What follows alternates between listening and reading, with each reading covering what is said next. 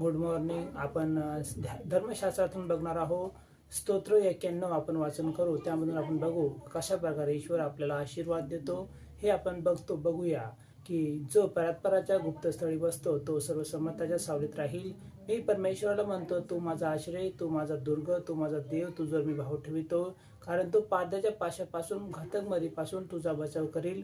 तो तुझ्यावर पाकर घालेल, त्याच्या पंखाखाली तुला आश्रय मिळेल. त्याचे सत्य ढाल व कवच आहे. रात्रीच्या समयचे भय, दिवसा सुटणारा बाण, काळोखात फिरणारी मरी, भर दोन पहेरी नाश करणारी पटकी याची तुला भीती वाटणार नाही. तुझ्या बाजूस सहस्रावधी पडले, तुझ्या उजव्या हातास लक्षावधी पडले, तरी ती तुला भिडणार नाही. मात्र तुझ्या डोळ्यात ती दिसेल आणि दुर्जनास प्राप्त होणारे प्रतिफळ तुझ्या दृष्टीत पडेल. कारण परमेश्वर माझा आश्रय आहे असे म्हणून तू परस्पराला निजधाम केले आहे. वास्तव कोणतेही अरिष्ट तुझ्यावर येणार नाही, कोणतेही व्याधी तुझ्या तंबूजवळ येणार नाही. कारण तुझ्या सर्व मार्गात तुझे रक्षण करण्याची तुझविषयी तो आपल्या दूतांना आज्ञा देईल. तुझ्या पायांना ढोंडाची ठेस लागू नये म्हणून ते तुला आपल्या हातावर झेलून धरतील. तू सिंह व नाग यावर पाय देऊन चालशील, तरुण सिंह अजगर यावर तुडवीत चालशील. त्याचे प्रेम मजूर आहे म्हणून मी त्याला मुक्त करीन. त्याला माझ्या नामाची जाणीव आहे म्हणून मी त्याला उंच स्थळी निर्भय ठेवीन.